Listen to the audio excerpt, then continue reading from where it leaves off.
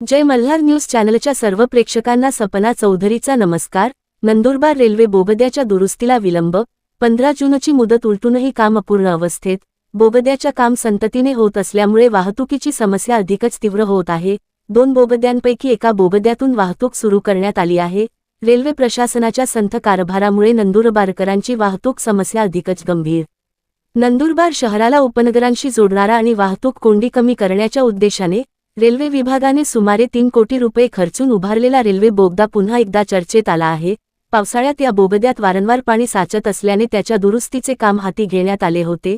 हे काम 15 जूनपर्यंत पूर्ण होणे अपेक्षित असताना आता महिना उलटूनही ते पूर्ण झालेले नाही।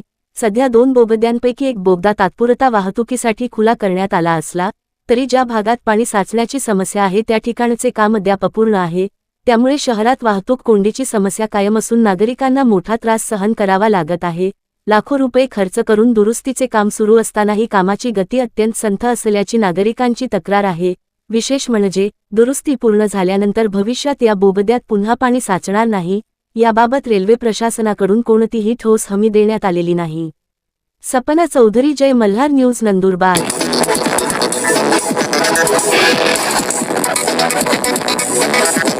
Thank you.